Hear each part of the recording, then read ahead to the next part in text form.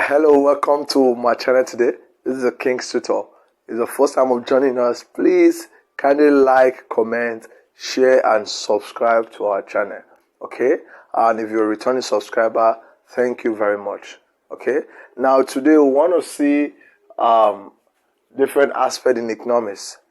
It's a topic that is always very, very important in terms of what economics question, both for O level and those in advanced level, probably year one. Okay, and it's actually a demand from most of my students. Now, we want to see what is demand.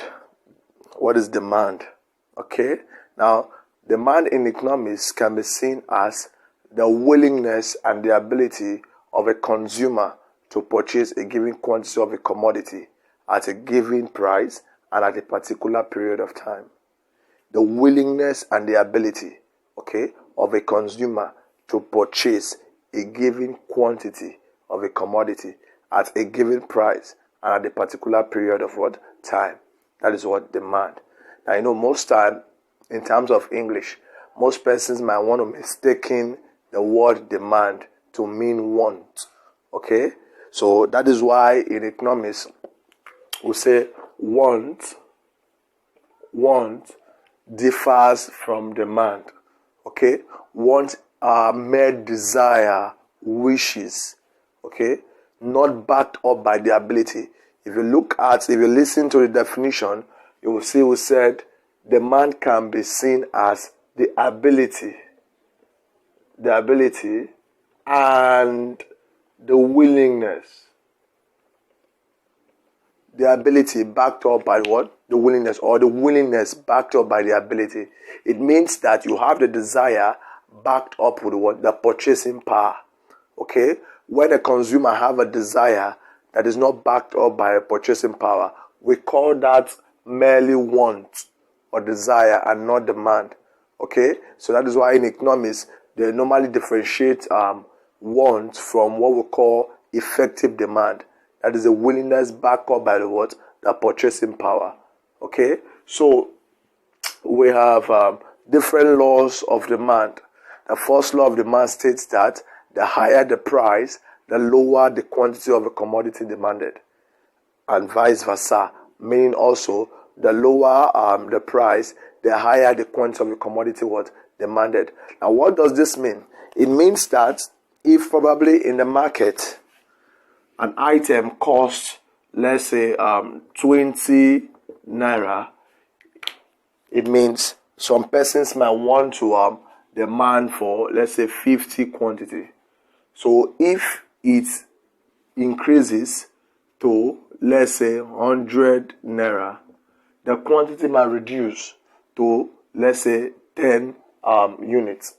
Okay? So it happens, is a practical illustration whereby in the market, consumer tends to reduce their purchase when there's increase in price. Okay, so that's the first law of demand. As we progress, we are going to see other laws of demand. They have other laws of demand and what supply. So the first law of demand states that the higher the price, the lower the quantity demanded, and vice versa. Okay, so the next item we're going to see here is the demand schedule. Now, what is demand schedule?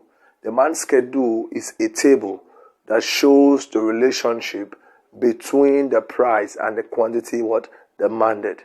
A table that shows the relationship between the price and the quantity what demanded. Now, for instance, let's say a table where it is situated the prices of item and its respective quantity purchased. Let's say the prices move from 1, 2, 3, 4, 5, and the quantity moves from 100, 80, 60, 40, and 20.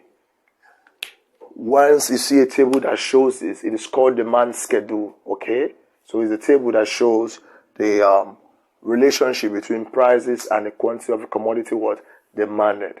Okay, so we have two types of demand schedule. The first one is called the individual demand schedule, the individual demand schedule, while the second one is called the market demand schedule. The individual demand schedule and the market demand schedule. Okay, so now what is the individual demand schedule?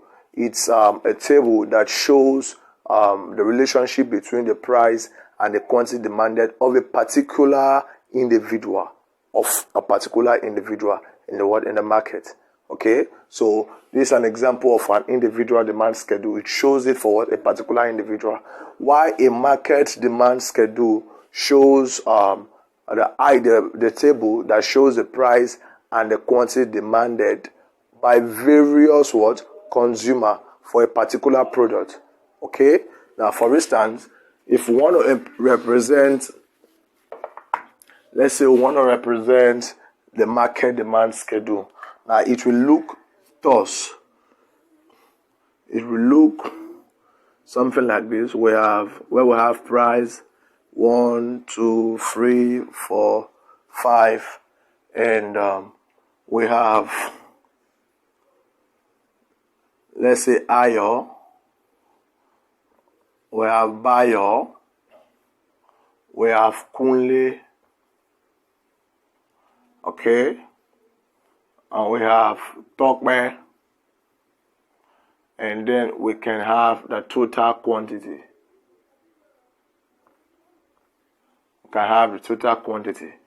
So it will show that when the price is 1, probably Ayo purchased 100, this one purchased 80, 60, 70, 2. Okay, then the total, then this, where it is 2, probably purchase 80, this 50, this let's say 50 also, this 60, and when it is 3, this purchase 60, this 40, this 30, this is 40, and when it is 4, this can be 40, this is 30, this is 20, this is 30. When it's 5, this can be 20, this can be 20, this can be 10, and this can be 10. So that's then the total quantity will have to be addition of all the quantity and that was purchased by the different consumers. Okay, so that's how the market demand schedule looks like. It shows a different consumer that is purchasing a particular commodity at a specific price. Okay, so why the individual shows that of a single individual. Okay, so that's that of the demand schedule. Now the next thing we have here is what we call the demand curve. And what's the demand curve? The demand curve is a graph that shows the relationship between the price and the quantity demanded. A graph that shows relationship between the price and the quantity demanded. Okay, so the same way we have demand schedule, that is a table showing relationship between price and quantity. That's the same way we have a demand curve. It's a graph. So the demand curve is gotten from the demand schedule. That is, you can produce it from the demand schedule. Let's say, for instance, if we let's produce the demand curve for this individual demand schedule. If we have something like this, okay, and the vertical axis will be our price axis, while the horizontal will be our quantity demanded. So we are going to represent how each belongs. This is 0. Now, if these are the prices, the ranges are increasing by 1 unit. So if we have 0, the next item here will be 1, the next value 2, 3, 4, and 5. Then to represent quantity also, the list is 20. So we have 20, we have 40, we have 60, we have 80, and we have 100. So what do? We look for when the price is 1, how many quantity was purchased. Okay, so we have when it is 1, 100 was purchased. So look at 1 as price, 100 here, So we indicate here. The next one, when it is 2, 80 was purchased. So we have 2 and 80 was purchased here, showing 80. The next one, when it is 3, 60 was 60 units. When it is 3, 60 units here. The next one, when it is 4, 40 units. When it is 4, 40 units. And the next one, when it is 5, 20 units. So you now have to add all that. Okay? So with that now, this is what we call the demand curve. That's why we say it's a graph showing the relationship between the price and the what quantity. It is gotten from the what? The demand schedule. Okay? So basically, a normal demand curve moves from left to right. Remember that. A normal demand curve moves from left to right, indicating that at a high price, less quantity was what? Demanded. And at a low price, high quantity was what? Demanded. Okay? So the demand curve also have to, the same way we have demand schedule that is divided into individual and the market demand schedule. For the demand curve, we also have the individual demand curve and the market demand curve. The individual demand curve was gotten or will be gotten from the individual demand schedule, while the market demand curve will be gotten from the what? Market demand schedule. So that's demand curve. Okay, so the next thing here we are going to look at is the types of demand. Types of demand. Now, basically, we have 4 types of demand. We have 4 types of demand. Now, the first one, we have what we call the derived demand. Let's start from there. We have the derived demand. The second one, we have the joint or complementary demand. The third one, we have competitive or substitute demand. While the fourth one, we have a composite demand. Okay, so these are the basically 4 types we have. Now, let's expatiate on them. Now, what is derived demand? Derived demand is a type of demand that arises because of the demand for other commodity. Now listen, derived demand is that type of demand that arises because of the demand of other commodity. Now what it means is that you are demanding for this particular item, not for it directly, but because of the demand for other item. For instance, labor is an example of a derived demand. It is demanded not for what it will do, but probably for the demand for, let's say for example, good road. Because road as infrastructural facility, those that will repair this road are what? Laborers. So there's what? Demand for labor. Also, flour and sugar can be a derived demand. Why? There's a demand for bread. So because there's a demand for bread, flour and sugar is used to what? To make bread. So derived demand is that type of demand that arises because of the demand for other commodity. Okay? Now another type of demand is the joint or complementary demand. Now what are joint or complementary demand? These are demand that are jointly what? Demanded for. These are demand that are what? Jointly what? Demanded for. That is, they go hand in hand. That is why they are called joint demand. For instance, a car and a petrol are joint demand. Okay? Because basically you can't do without the other if you have one. So they are what? They are jointly demand. When demand are jointly gotten, it is called joint or what? Or complementary what? Demand. Okay? So the joint or complementary demand, for instance, like I said, it can be a car and petrol. It can be, before now, it is bread and butter, but we have other substitutes that can go for butter. Okay? And we have different items that goes hand in hand. Okay? So when demand are jointly demanded for, we call that joint or what? Or complementary demand. Okay, another example is pen and book. If you get a book, definitely you have to also purchase pen. Okay, those are that joint demand. Okay, so note this: in joint demand, an increase in demand for one also lead to increase in demand for the other.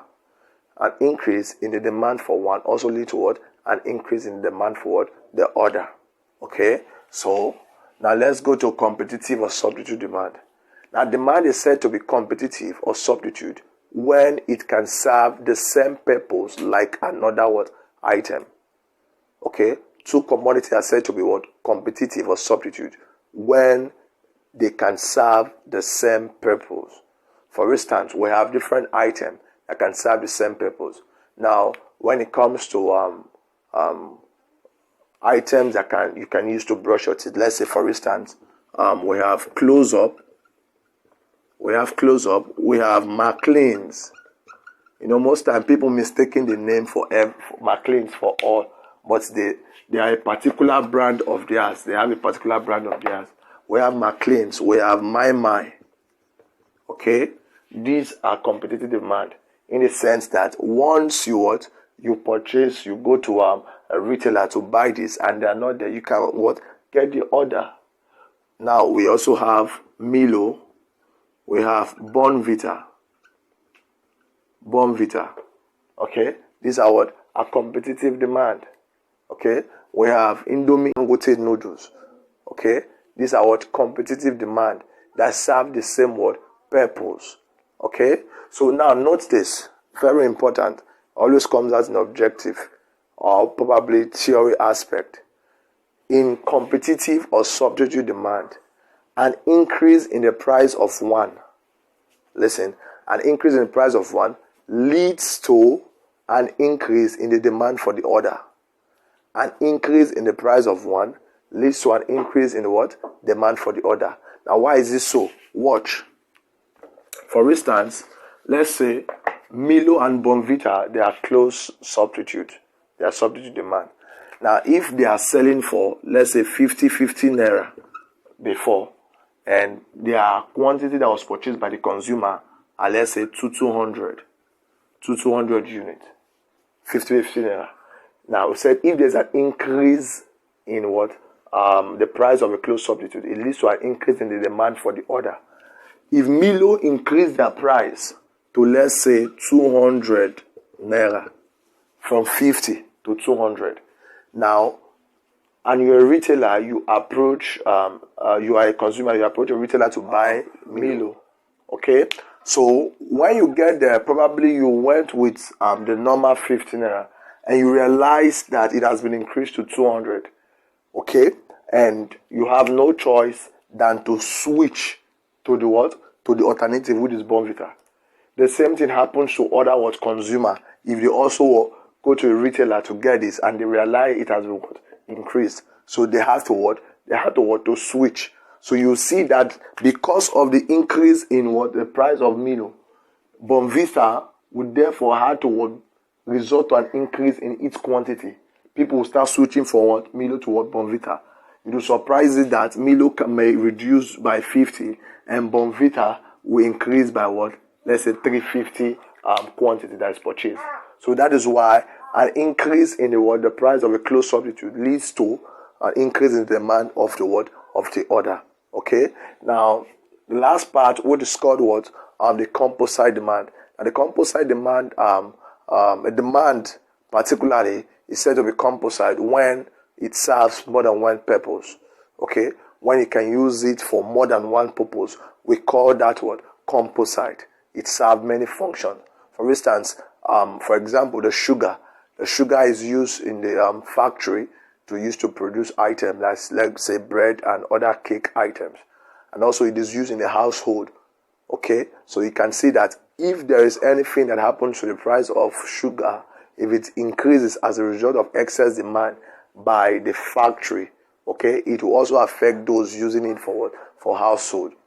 Okay, because it serves them in different perspective. Okay, so that is a composite demand when a demand serves more than one purpose. Okay, so basically today we have seen the demand. We said demand is what? The willingness. When there is willingness and the ability to purchase a given quantity of commodity at a particular price at a particular period of time. Okay, so we have seen the law of demand. We've seen the demand schedule, demand curve, and basically the types of what demand. In other video, we are going to see the factors that are affecting demand. We are going to see the change in quantity demanded using graphical representation.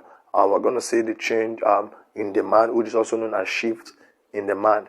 Okay, and we enter into elasticity, enter into the different calculation aspect. Okay, so this channel is loaded. Ensure you subscribe. Just click on the red subscribe button. It is absolutely what? Free. And what? Comment below your level so that I know which video to do what? To do more for you. Okay, so comment below your level and your school. It is very important so that I know which video. And also please ensure you like this video.